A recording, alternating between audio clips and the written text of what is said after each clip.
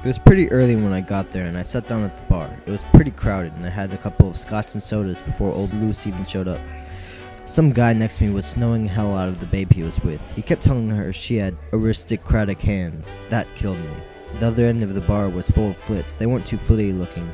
I mean, they didn't have their hair too long or anything, but you can tell they were flits anyway. Finally, old Luce showed up.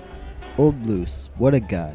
He was supposed to be my student advisor at Wooten, but the only thing he ever did, though, was give these sex talks and all. Late at night when there were a bunch of guys in his room, he was always telling us about a lot of creepy guys that go around having affairs with sheep, and guys that go around with girls' pantsuit and their linings of their hats and all, and flits and lesbians. Luce knew who every flit and lesbian in the United States was. All you had to do was mention somebody, anybody, and old Luce would tell you if he was a flit or not. The funny thing about old Luce, I used to think he was sort of flitty himself in a way. He was always saying, try this on for size, and then he'd goose the hell out of you while you were going down the corridor. That's why I always had my doubts about old Luce. He was a pretty intelligent guy though, he really was. Hey, I got a flip for you at the end of the bar. Don't look now. I've been saving you for you. Very funny. Same old Caulfield. When are you gonna grow up? I bored him a lot, I really did. He amused me though. So how's your sex life? Relax! Just sit back and relax for Christ's sake. I'm relaxed.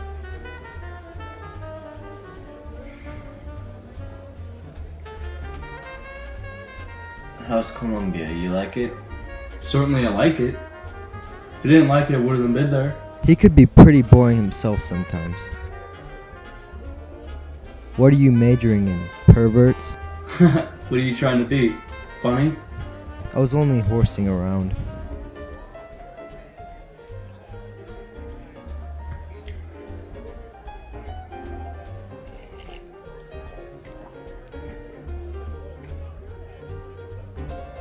No, I'm only kidding. Listen, hey, Bruce. You're one of these intellectual guys. I need your advice. I'm in a terrific...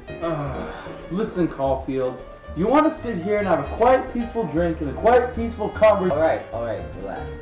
You could tell he didn't feel like discussing anything serious with me. That's the trouble with these intellectual guys. They never want to discuss anything serious unless they feel like it. No kidding. How's your sex life? You still going around with the same babe you used to at Wooten? The one with the terrific... Good God, no. How come? What happened there? I'm in the face out of you, for all I know, since you asked. She's probably the whore in New Hampshire this time. That isn't nice. If she was decent enough to let you get sexy with her all the time, you at least shouldn't talk about her that way. Oh God, is this gonna be a typical Caulfield conversation? I wanna know right now. No. But it isn't nice anyway. She was decent enough and nice enough to let you... Must we pursue this horrible trend of thought? I didn't say anything. I was sort of afraid he'd get up and leave on me if I didn't shut up.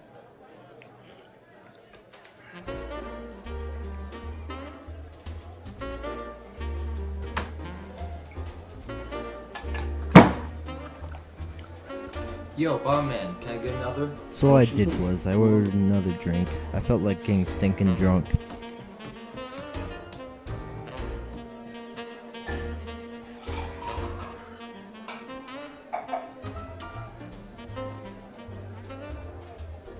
Alright, you're normal looking me.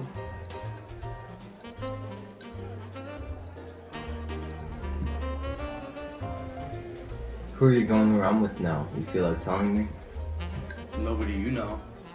Yeah, but who? I might know her. Girl lives in the village. Sculptress, if you must know. Yeah, no kidding. How old is she?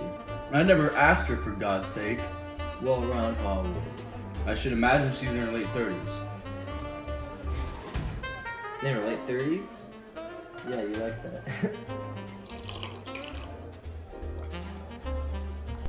The reason I was asking was because he really knew quite a bit about sex and all. He was one of the few guys I knew that did.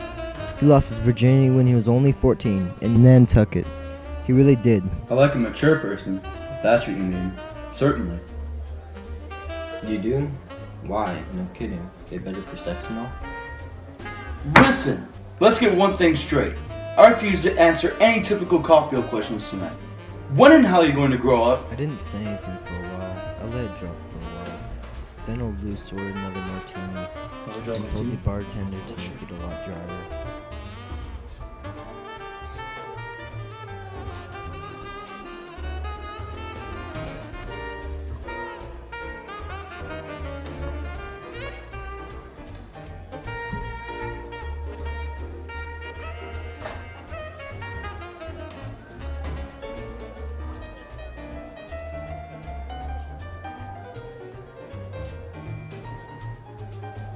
Here you go. Thank you.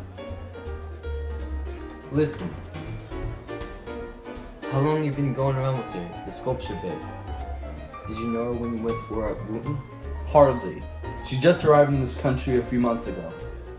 She did? Where's she from? She happens to be from Shanghai. No kidding. She Chinese for Christ's sake? Obviously. No kidding. Do you like that? Her being Chinese?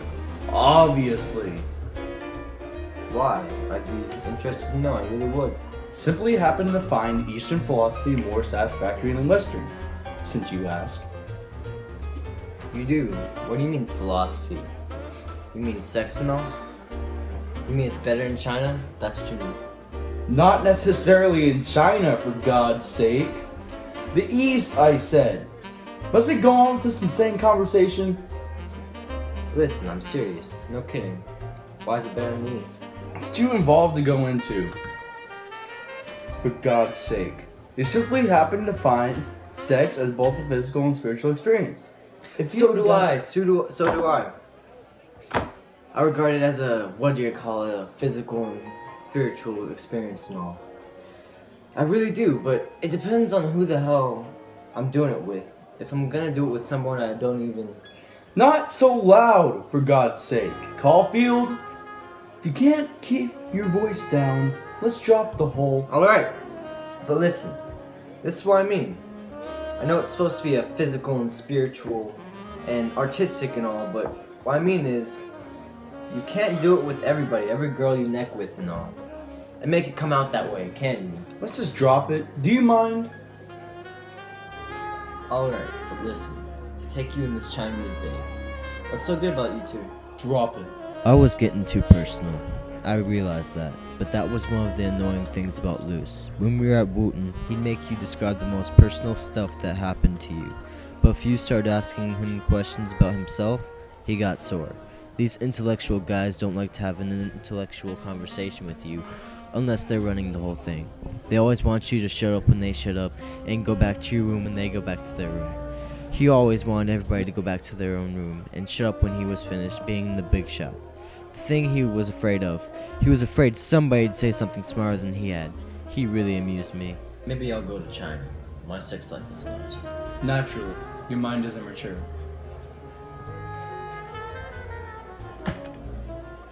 It is. It really is. I know it. You know what the trouble with me is? I can never really get really sexy with a girl. I mean, really sexy with a girl. I don't like a lot. I mean, I have to like her a lot. Or, if I don't, I sort of lose my goddamn desire for her and all. Boy, it really screws up my sex life something awful. My sex life stinks. Naturally it does, for God's sake. I told you last time I saw you what you need. You mean to go to a psychoanalyst and all? That's what he told me I ought to do. His father was a psychoanalyst and all. It's up to you, for God's sake. It's none of my goddamn business what you do with your life. Supposing I went to your father and had him psychoanalyze me and all, what would he do to me? I mean, what would he do to me? He wouldn't do a goddamn thing to you. He'd simply talk to you, and you'd talk to him, for God's sake. For one thing, he'd help you recognize the patterns of your mind. That what? The patterns of your mind. Your mind runs in... Listen, I'm not giving an elementary course in psychoanalysis. If you're interested, call him up and make an appointment. If you're not, don't. I could care less, frankly. There you are, sir. Thank you.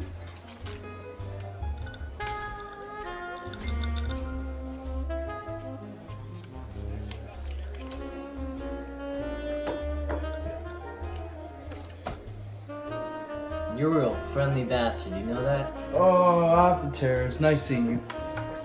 Hey. Did your father ever psychoanalyze you? Me? Why do you ask? No reason. Did he though? Did he? I mean, he's helped me sort through some things, but an extensive analysis hasn't been necessary. Why do you ask? I was just wondering. Alright, take it easy. Have another drink, please. I'm lonesome as hell, no kidding. Sorry, it's too late as it is. Good night. Old Loose. He was strictly a pain in the ass, but he certainly had a good vocabulary. He had the largest vocabulary of any boy at Wooten when I was there. I know, they gave us a test.